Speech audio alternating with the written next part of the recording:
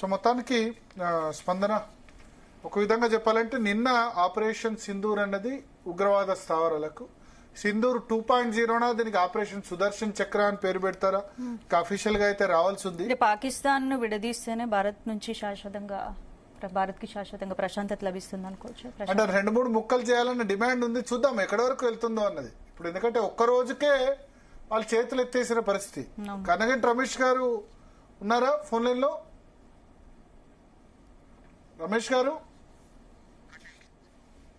ఒకసారి రమేష్ గారికి ట్రై చేయండి. సో ఒక్క రోజుకే ప్రస్తుతం వరుస దాడులతోనే పాకిస్తాన్ చేతులు ఎత్తేసిన పరిస్థితి.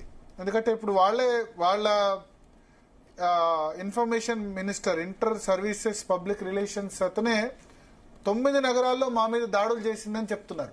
భారత ప్రభుత్వం మాత్రం మేము లాహోర్ లో మీద దాడులు చేశాం, మన డ్రోన్స్ వెళ్లి లాహోర్ ని అటాక్ చేశాయి, లాహోర్ నగరంలో ఉన్న ఎయిర్ డిఫెన్స్ సిస్టమ్ ను మొత్తం కూల్ చేశారు. ఎయిర్ డిఫెన్స్ సిస్టమ్ అంటే ఇంకా మన క్షిపణులు వచ్చినా సరే వాటికి తెలిసే అవకాశం లేదు. సో ఆ విధంగా వాళ్ళ ఎయిర్ డిఫెన్స్ సిస్టమ్, ఒకటి మనం అటాక్ చేయడం ఎంత ముఖ్యమో, అవతల వాళ్ళు అటాక్ చేసినప్పుడు దాన్ని మధ్యలోనే పేల్చేయడం అన్నది ఇంకా ముఖ్యం. ఇవాళ నిన్న అర్ధరాత్రి 15 చోట్ల అటాక్ చేసేందుకు ప్రయత్నిస్తే మన వాళ్ళు మధ్యలోనే దాన్ని తిప్పికొట్టారు. సో దట్ మన వైపు కించిత్ చిన్న ప్రాణ నష్టం. భారత్ ఒక గంట పాటు అతి కొద్ది వ్యవస్థతో పాక్ పై దాడులకు దిగితేనే పరిస్థితి పాక్ తట్టుకోలేకపోతుంది. మరి అదే పూర్తి స్థాయిలో రంగంలోకి దిగితే పాక్ అసలు ప్రపంచ పటంలో ఉంటుందా? అంటే ప్రపంచ పటంలో ఉండకుండా ఏం పోదు. ఎందుకంటే అది కూడా 20 కోట్ల పాపులేషన్. సో 20 కోట్ల పాపులేషన్ అంటే ఉంటుంది. బట్ ఆర్థికంగా తర్వాత డిఫెన్స్ పరంగా, రక్షణ పరంగా చాలా ఇబ్బంది అవుతుంది. నిన్న కూడా మనకు ఒకళ్ళిద్దరు ఎక్స్పర్ట్ చెప్పారు ఏంటంటే ఫైనాన్షియల్ సిచ్యువేషన్ ఏమాత్రం బాగాలేదు, ఆర్థిక పరిస్థితి ఏమాత్రం బాగాలేదు. ఎందుకంటే ఇప్పుడు పాకిస్తాన్ లో ఎవరైనా పెట్టుబడులు పెట్టేందుకు వస్తారా? ఇంత ఉగ్రవాద కార్యకలాపాలు చేసిన తర్వాత మొత్తం పాకిస్తాన్ అమెరికా ఫండింగ్ మీద బతికింది.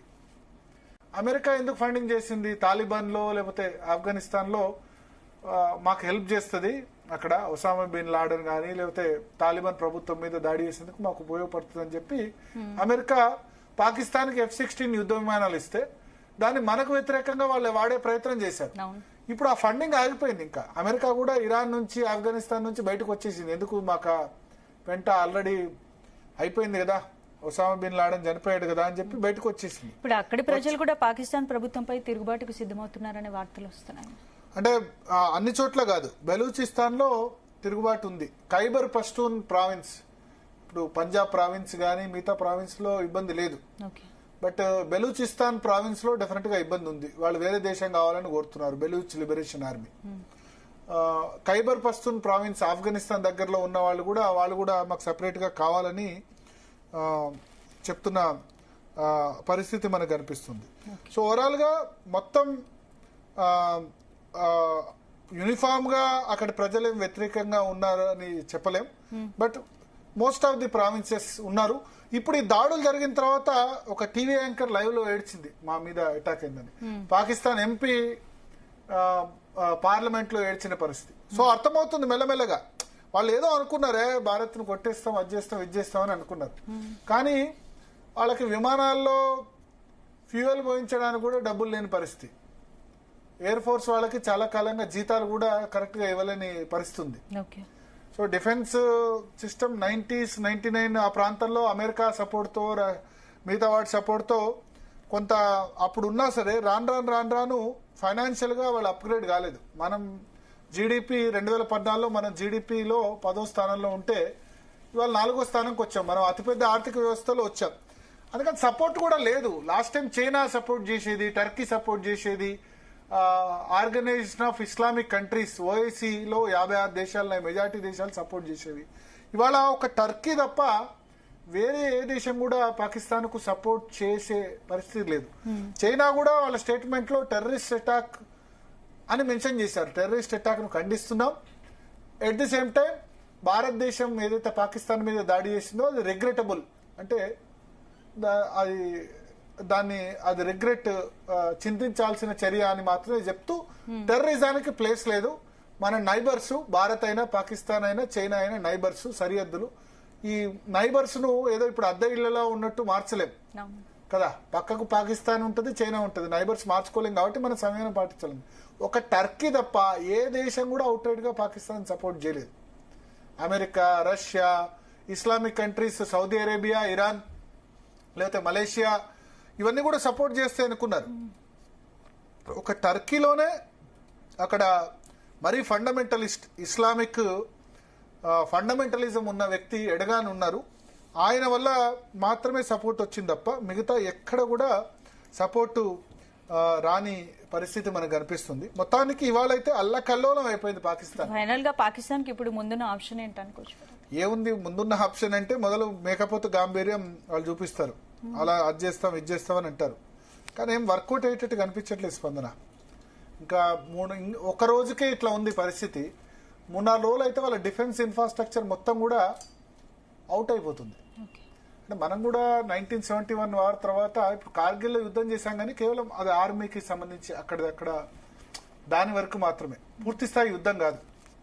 బాలాకోట్లో కూడా ఎయిర్ స్ట్రైక్ చేసి వచ్చేసాం. ఇప్పుడు చాలా డిఫరెంట్ స్ట్రాటజీ. మన సరిహద్దులోనే ఉంటూ మనం డ్రోన్స్ ప్రయోగిస్తున్నాం, అన్మాన్డ్ ఏరియల్ వెహికల్స్ యుఏవి ప్రయోగిస్తూ లాహోర్లో ఉన్న యాంటీ డిఫెన్స్ మిసైల్ సిస్టమ్ ని న్యూట్రలైజ్ చేసే పరిస్థితి. సో అదొకటి మన వాళ్ళు కన్ఫర్మ్ చేశారు. మిగతా చోట్ల కరాచీలో చాలా చోట్ల ఎయిర్పోర్ట్ల దగ్గర అన్ని చోట్ల బాంబ్ బ్లాస్ట్ అవుతున్నాయి. ఇది భారతే చేస్తుందని పాకిస్తాన్ చెప్తుంది, బట్ మన వాళ్ళు మాత్రం కన్ఫర్మ్ చేయలేదు ఆ విషయంలో. ఎందుకంటే కన్ఫర్మ్ చేయడానికి కొంత ఇంటర్నేషనల్ పరంగా కూడా ఇష్యూస్ ఉంటాయి. బట్ ఒకటి, మొన్న మనం టెర్రరిస్టు స్థావరాల మీద మాత్రమే చేశాం, మిలిటరీ జోలికి వెళ్ళలేదు, సామాన్య ప్రజల జోలికి వెళ్ళలేదు. పాకిస్తాన్ ఇంకెక్కువ చేసింది అనుకోండి, ఎస్కలేట్ చేసింది అనుకోండి, మన మీద ఏదైనా దాడి చేసింది అనుకోండి, అప్పుడు డెఫినెట్ గా మిలిటరీ ఎస్టాబ్లిష్మెంట్స్ తర్వాత వాటి మీద కూడా వెళ్లేందుకు అవకాశం ఉంది. ఆశ్చర్యకరమైన విషయం ఏంటంటే పాకిస్తాన్ ఆర్మీ చీఫ్ ఆసిఫ్ మునీర్ ఇప్పుడు కనబడతలేడు, ఎక్కడ ఉన్నాడో తెలియదు. 10-15 రోజులుగా ఆయన మాయం అయిపోయాడు, భయపడుతున్నాడు, బంకర్లో దాక్కున్నాడని చెప్తున్నారు.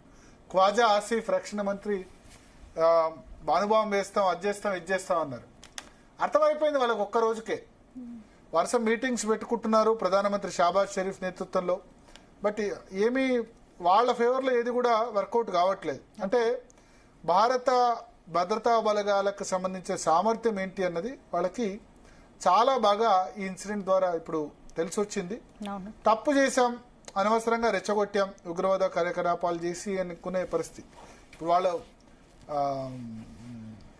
ఇప్పుడు వాళ్ళు దేహి అనడం తప్ప ఇంకేం లేదు. ఇన్ని రోజులు భారత్ ఏం చేసినా నడిచిపోతుంది అనుకున్న పాకిస్తాన్ కి, అంటే ఇన్ని రోజులు ఏం చేసినా అంటే వాళ్ళు ఏం చేశారు, ఆత్మాహుతి దళాల్ని పెంచి పోషించి మతోన్మాదం చెప్పి జిహాద్ చేయండి, యుద్ధం చేయండి, అక్కడ పాకిస్తాన్ లో మన వాళ్ళకి అన్యాయం జరుగుతుంది ముస్లింలకు అని చెప్పి ఇస్లామిక్ టెర్రరిస్టులను పెంచి పోషించారు. దానికి రూపాయి ఖర్చు అవసరం లేదు. మతోన్మాదాన్ని పెంచడానికి ఖర్చు అవసరం లేదు. ఎవడో ఒకడు బార్డర్ దాడతాడు, 2-3 వాళ్ళు పట్టుకొని వచ్చి దొరికిన వాళ్ళందరినీ కాల్ చేస్తారు, దాని రూపాయి ఖర్చు ఉండదు. అందుకనే కదా ఇప్పుడు ఆ ఉగ్రవాదం వాళ్ళ నెత్తి మీద చేయి పెట్టుకుని భస్మాసురవస్తమై వాళ్ళు బిచ్చమడుకుంటారు పరిస్థితి. పాకిస్తాన్ మీద ఎవరైనా ఇన్వెస్ట్ చేసింది పోతారా? తక్కువ పాపులేషన్ కాదు పాకిస్తాన్, 20 కోట్లకు పైగా జనాభా. 20 కోట్లకు పైగా జనాభా అంటే చాలా వనరులు ఉంటాయి. మనకు జనాభా వరమైనప్పుడు వాళ్ళకి ఎందుకు వరం కావట్లేదు? వాళ్ళ దగ్గర ఎన్ని సాఫ్ట్వేర్ ఎట్లా ఉంది, లేకపోతే మ్యానుఫ్యాక్చరింగ్ ఏముంది, వాళ్ళ దగ్గర ఇదే ఉంది. సో మన S-400 డిఫెన్స్ సిస్టమ్ చాలా బాగా సమర్థంగా పనిచేస్తుంది. S-400 డిఫెన్స్ సిస్టమ్ గురించి చెప్పాలి. చైనీస్ వాటన్నిటి కూడా మనం చేసిన పరిస్థితి. ఇప్పుడు ఎస్పెషల్లీ S-400 డిఫెన్స్ సిస్టమ్ నిన్న రాత్రి పాకిస్తాన్ 15 చోట్ల, ఏకంగా 15 చోట్ల దాడులకు ప్రయత్నించింది స్పందన. 15 చోట్ల పేరు చెప్తాను నేను. జమ్మూ కాశ్మీర్ లో అవంతిపుర, శ్రీనగర్, జమ్మూ, ఈ 3 జమ్మూ కాశ్మీర్ లో ప్రాంతాలు. పఠాన్కోట్, అమృత్సర్, కపూర్తలా, జలంధర్, లుధియానా, అడంపూర్, బఠిండా, చండీగఢ్ ఇవన్నీ పంజాబ్ లో ప్రాంతాలు. నల్, పలోడి, ఉత్తర్లాయి ఇవన్నీ కూడా రాజస్థాన్ లో ప్రాంతాలు. భుజ్ గుజరాత్ ప్రాంతం. సో గుజరాత్ నుంచి జమ్మూ కాశ్మీర్ బార్డర్ లో ఉన్న ఈ ప్రాంతాలన్నిటి మీద దాడికి ప్రయత్నిస్తే మన S-400 డిఫెన్స్ సిస్టమ్ చాలా అద్భుతంగా పనిచేసి వాళ్ళ మిసైల్స్ ఏవైతే వేశారో వాటిని ఇంటర్సెప్ట్ అంటారు. ఇంటర్సెప్ట్ అంటే మధ్యలోనే ఆపేసి అడ్డుకొని వాటన్నిటిని కూడా కూల్చేసింది. సర్ఫేస్ టు ఎయిర్, ఉపరితలం నుంచి గాల్లోకి వేసిన మిసైల్స్ అన్నిటిని కూడా మన S-400 సిస్టమ్ అదేంది. అదే China made HQ-9 full flop అయిపోయింది. సో ఈ S-400 defence system one of the world's most advanced long range air defence system అంటారు. ఓకే. సో ఈ చైనా మొదటి దేశం ఈ S-400 మిసైల్ ని 2014లో కొన్న దేశం. సో ఈ S-400 లో 3 కాంపోనెంట్స్ ఉంటాయి. ఒకటి మిసైల్ లాంచర్స్, రెండోది పవర్ఫుల్ రాడార్, ఇంకోటి కమాండ్ సెంటర్. ఈ 3 కలిసి ఏ ఎయిర్ క్రాఫ్ట్ నైనా హిట్ చేయగలదు. It can hit air craft, cruise missiles and even fast moving intermediate range ballistic missiles. Ballistic missiles చాలా వేగంగా వెళ్తున్న వాటిని ఇంటర్సెప్ట్ చేసుకుని ఇది S-400 డిఫెన్స్ సిస్టమ్ అనేది వాటిని కొట్టేయగలదు. సో 2014లో చైనా మొదటిసారి కొనుగోలు చేసింది. ఆ తర్వాత మనం దీన్ని కొనుగోలు చేసి వరల్డ్స్ మోస్ట్ అడ్వాన్స్ సిస్టమ్ అయిన S-400ని మనం చేశాం. దీనివల్ల ఇంతకుముందు చెప్పినట్టు missile launcher, powerful రాడారు, command centre ఈ 3 కూడా ఉంటాయి. సో ఈ S-400 అన్నది నాటో మెంబర్స్ మేజర్ థ్రెట్ గా దీన్ని భావిస్తున్న పరిస్థితి. మోడర్న్ వార్ ప్లేన్స్ అన్నిటికి కూడా S-400 వినియోగిస్తారు. ఇది 600 కిలోమీటర్ల దూరంలో ఉన్న గాలిలో ఉన్న వాటిని కూడా దీనిలో ఉన్న రాడార్ ట్రాక్ చేస్తుంది. నేను చెప్పాను 3 పార్ట్స్. ఒకటి రాడార్ ఉంటుంది, రెండోది దీనిలో ఉండే పార్ట్స్ ఒకటి మిసైల్ లాంచర్, మిసైల్ లాంచ్ చేయొచ్చు, రెండోది పవర్ఫుల్ రాడార్ ఒకటి ఉంటుంది, కమాండ్ సెంటర్. సో ఈ రాడార్ 600 కిలోమీటర్ల దూరంలో ఉన్న వాటిని కూడా పసిగట్టగలదు. సో ఇండియా రష్యా దగ్గర ఇవి S-400 air defence missile system ను కొనుగోలు చేసింది 2018లో. దీనికోసం $5 బిలియన్ ఒప్పందం కూడా కుదుర్చుకుంది. అది చాలా బాగా పనిచేస్తుంది. వాళ్ళ HQ-9 డిఫెన్స్ సిస్టమ్ మాత్రం పూర్తిగా ఫెయిల్ అయిపోయింది. లాహోర్ లో ఆ HQ-9 డిఫెన్స్ సిస్టమ్ ని మన వాళ్ళు న్యూట్రలైజ్ కూడా చేసేశారు. సో మొత్తానికి చూడాలి, ఇది ఒక్క రోజులో జరిగేది కాదు. మొత్తానికి ఇదైతే జరగబోతోంది.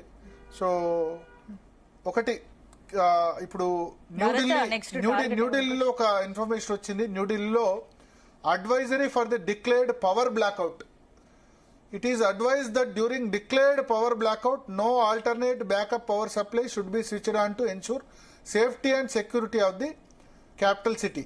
ఢిల్లీలో ఇప్పుడు అర్జెంట్ గా బ్లాక్అవుట్ చేయబోతున్నారు. ఢిల్లీలో పవర్ బ్లాక్అవుట్ చేయబోతున్నారు. అక్కడ ఎందుకో మన భద్రతా బలగాలు ఈ పవర్ బ్లాక్అవుట్ సందర్భంగా ఆల్టర్నేటివ్ బ్యాకప్ పవర్ సప్లై ఉండకూడదు. అంటే మనం ఎట్టి పరిస్థితిలో కూడా ఈ దీన్ని మన అదేమంటారు జనరేటర్స్ కానీ అవి కానీ వాడకూడదని చెప్పి న్యూఢిల్లీ మున్సిపల్ కౌన్సిల్ సంబంధించి నుంచి వచ్చింది ఇన్ఫర్మేషన్.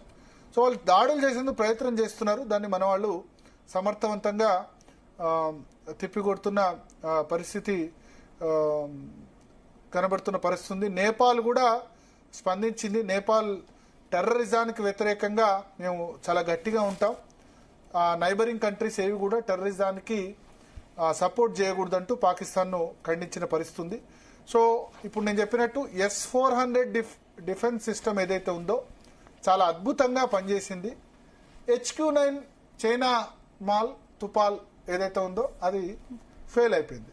సో దీనివల్ల చాలా భారత ప్రభుత్వం ఇదేదైతే చర్యలు తీసుకుందో ఆ చర్యల వల్ల ఓవరాల్ గా మనం ఇప్పటివరకు సేఫ్ గా ఉన్నాం. At the same time Pakistan కూడా మనం క్లోజ్ చేస్తున్న పరిస్థితి. Right Bharat, thank you. Right.